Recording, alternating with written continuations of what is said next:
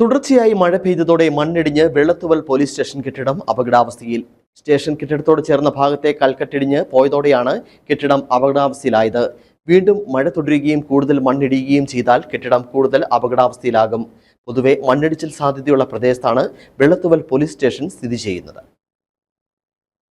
കഴിഞ്ഞ ദിവസം പെയ്ത ശക്തമായ മഴയിലാണ് വെള്ളത്തുവൽ പോലീസ് സ്റ്റേഷൻ കെട്ടിടത്തിന് സമീപം മണ്ണിടിച്ചിലുണ്ടായത്. കെട്ടിടത്തോട് ചേർന്ന ഭാഗത്തെ കൽക്കെട്ടിടിഞ്ഞ് വെള്ളത്തുവൽ ആനച്ചാൽ റോഡിലേക്ക് പതിക്കുകയായിരുന്നു.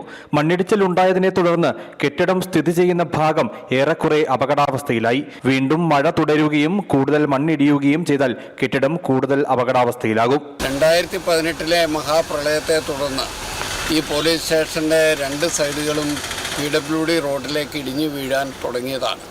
ഓരോ വർഷവും മഴയത്ത് ഗുരുതരമായ മണ്ണിടിച്ചിലും എല്ലാം കൊണ്ട് പോലീസ് സ്റ്റേഷൻ അപകടത്തിലാണ്.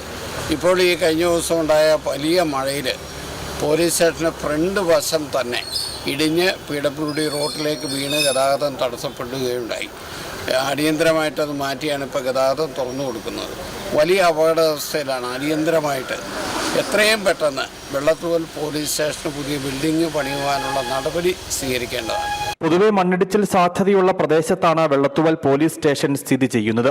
2018 പ്രളയകാലത്ത് പോലീസ് സ്റ്റേഷൻ പരിസരത്ത് വലിയ തോതിൽ മണ്ണിടിച്ചിൽ സംഭവിച്ചിരുന്നു. പരിമിതികൾക്ക് നടുവിലാണ് നിലവിലെ കെട്ടിടത്തിൽ സ്റ്റേഷന്റെ പ്രവർത്തനം മുമ്പോട്ട് പോകുന്നത്. ഇതിനൊപ്പമാണിപ്പോൾ 2004 നിർമ്മിച്ചിട്ടുള്ള സ്റ്റേഷൻ കെട്ടിടം മണ്ണിടിച്ചിൽ ഭീഷണി കൂടി നേരിടുന്ന സ്ഥിതിയുണ്ടായിട്ടുള്ളത്. News bureau, Adimali.